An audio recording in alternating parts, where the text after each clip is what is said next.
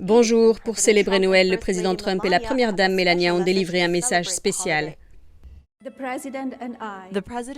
président et la première dame Melania ont souhaité aux Américains un joyeux Noël dans une vidéo, affirmant que ce Noël n'est pas comme les autres. Ils ont pris le temps de rendre hommage aux Américains pleins de courage qui s'entraident pendant la pandémie. Comme vous le savez, ce Noël est différent de celui des années passées.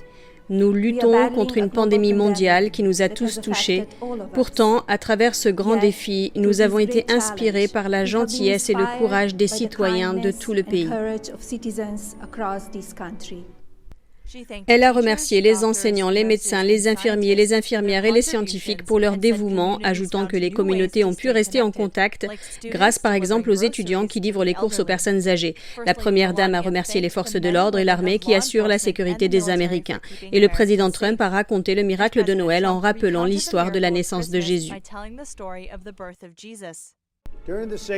Pendant la saison sacrée, les chrétiens célèbrent le plus grand miracle de l'histoire de l'humanité. Il y a plus de 2000 ans, Dieu a envoyé son Fils unique pour être avec nous. Un ange a annoncé la naissance de notre Seigneur et Sauveur aux humbles bergers.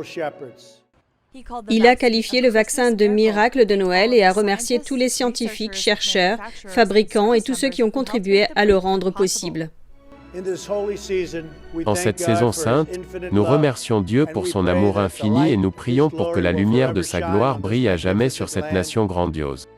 Au nom de Melania et de toute la famille Trump, nous vous souhaitons un très joyeux Noël et une bonne année. Les appels se multiplient pour nommer un avocat spécial chargé d'enquêter sur les fraudes. Le président Trump lui aussi estime qu'un avocat spécial est nécessaire dans l'immédiat. Le président a tweeté qu'il est urgent de nommer un avocat spécial pour enquêter sur les nombreuses allégations de fraude électorale. Il a écrit, après avoir vu la fraude électorale massive lors de l'élection présidentielle de 2020, « Je suis en désaccord avec quiconque pense qu'un avocat spécial fort, rapide et équitable ne soit pas nécessaire immédiatement. » C'est la première fois sur Twitter que le président a personnellement suggéré l'idée. Le 10 décembre, il a partagé un post montrant au moins 26 républicains de la Chambre lui demandant d'ordonner à William Barr de s'en charger. Le même jour, l'ancien procureur général a officialisé sa démission. Le président Trump a annoncé que le procureur général adjoint Jeff Rosen le remplacerait en tant que procureur général par intérim. Au début de l'année, Rosen avait exhorté les électeurs à prendre conscience que des puissances étrangères pourraient tenter d'influencer les élections de novembre. L'avocate Sidney Powell reste une candidate de choix parmi les partisans de Trump pour assumer la fonction de conseillère spéciale. L'avocat de Trump, Rudy Giuliani, et d'autres personnalités ont réfuté les annonces selon lesquelles une réunion à la Maison-Blanche avait eu lieu à ce sujet. Le président a qualifié ces annonces de fake news. Des responsables américains de la sécurité nationale disent avoir des informations fiables selon lesquelles le régime iranien serait à l'origine d'un site internet menaçant des responsables électoraux, incitant à la violence et créant des divisions aux États-Unis. Un site web baptisé Ennemi du peuple serait géré par des cyberacteurs travaillant pour le régime iranien. C'est ce qui ressort d'une déclaration conjointe publiée mercredi par le FBI et l'Agence de la sécurité nationale CISA. Le site a fait surface après l'élection du 3 novembre et il est désormais inactif. Le FBI affirme que le site contenait des informations personnelles et des photographies d'un certain nombre d'agents électoraux américains ainsi que d'autres personnes impliquées dans l'élection de 2020. Au moins 4 fonctionnaires ont reçu des courriels de menaces, y compris des menaces de mort provenant d'adresses électroniques associées au site web. Des photos de républicains et de démocrates avec un viseur de fusil pointé sur eux, ainsi que leur adresse de domicile, ont également été publiées sur le site. Un fonctionnaire du FBI et un ancien employé de la CISA ont également été visés. Début décembre, le directeur du renseignement national, John Ratcliffe, a déclaré à CBS que l'Iran, la Chine et la Russie s'étaient immiscés dans l'élection. Et le président Trump a lancé un avertissement à l'Iran mercredi après que des roquettes aient été tirées sur l'ambassade américaine à Bagdad, en Irak. Il a posté une photo des supposées roquettes sur Twitter, affirmant que l'ambassade avait été touchée par plusieurs roquettes dimanche. Trump a alors lancé un avertissement, je cite, « Quelques conseils de santé publique à l'Iran. Si un Américain est tué, je tiendrai l'Iran pour responsable, réfléchissez bien. » L'Iran a déclaré qu'il n'était impliqué ni dans le site web, ni dans l'attaque. Ce n'est plus seulement les États-Unis, les Canadiens aussi donnent maintenant de l'argent des contribuables aux entreprises d'État chinoises dans le cadre de la subvention Covid-19. Certaines de ces entreprises sont liées aux manœuvres militaires et de renseignement chinoises. Les entreprises publiques chinoises reçoivent de l'argent de la subvention Covid du Canada, c'est ce qu'indique le registre de recherche de l'Agence du revenu du Canada. Parmi les bénéficiaires figurent des entreprises chinoises ayant des liens étroits avec le régime communiste. Cela inclut la branche canadienne de PetroChina, dont l'unique actionnaire majoritaire a fait l'objet de signalements de la part des services de renseignement canadiens en raison de menaces sur la sécurité. Les responsables avertissent que la société a pris des participations de façon déloyale dans le secteur de l'énergie au Canada. Ils affirment que cela présente des risques de contrôle des secteurs stratégiques du pays, des risques liés à l'espionnage, aux activités influencées par l'étranger, ainsi qu'au transfert illégal de technologies.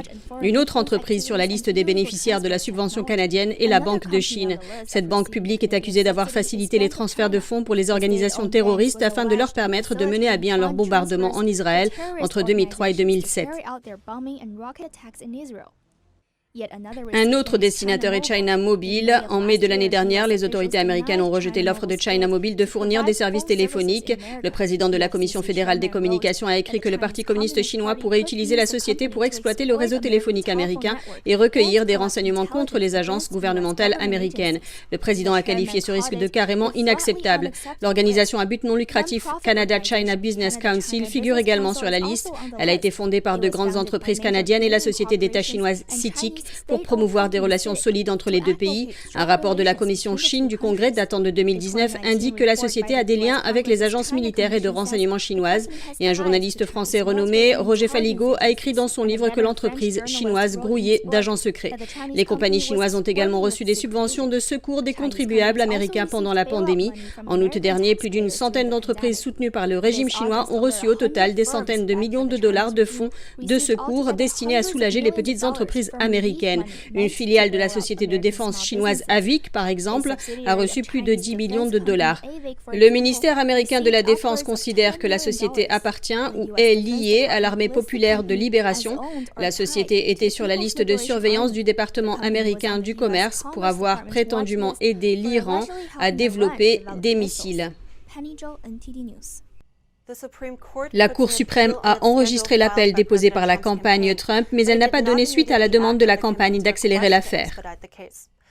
Le recours conteste 3 décisions de la Cour suprême de Pennsylvanie qui ont illégalement modifié les lois sur le vote par correspondance immédiatement avant et après l'élection présidentielle de 2020. L'avocat de Trump, Rudy Giuliani, a déclaré dans un communiqué que le procès représente la première requête indépendante devant la Cour suprême des États-Unis visant à contester les résultats des élections de 2020.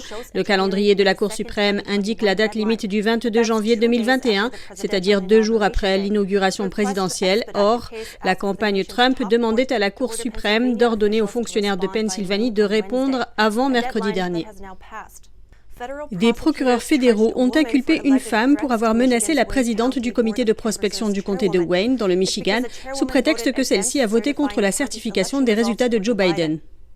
Jones a également déclaré à Palmer qu'en raison des actions de Palmer concernant l'élection qui une fois encore ont été faites dans le cadre de ses fonctions officielles en tant que membre du comité de prospection, je cite, « Vous devriez avoir peur.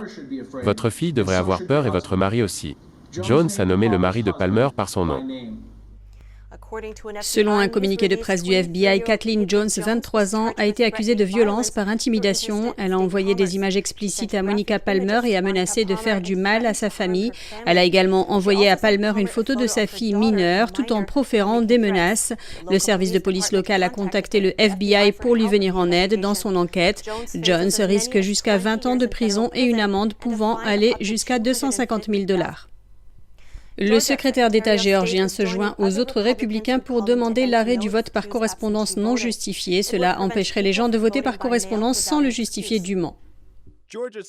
Le secrétaire d'État de Géorgie, Brad Raffensperger, a déclaré que le vote par correspondance non justifié ouvre la porte à un vote potentiellement illégal. Au cours des 15 dernières années, la Géorgie a autorisé tous les électeurs à soumettre des bulletins de vote par correspondance sans donner de raison pour laquelle ils ne peuvent se rendre aux urnes physiquement.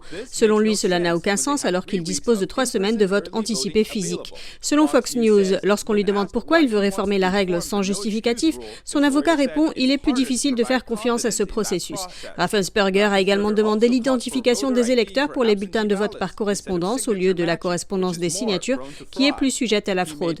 Il a fait ces remarques lors d'une audition de la commission parlementaire de la Géorgie, où il a de nouveau rejeté les allégations de fraude électorale lors de cette élection. Le même jour, son bureau a déclaré que les fonctionnaires électoraux étaient trop dispersés, déclarant les responsables des élections dans les comtés de Géorgie sont effectivement chargés d'organiser 3 élections parallèles, le vote anticipé en personne, le vote par correspondance sans excuse et le vote le jour du scrutin.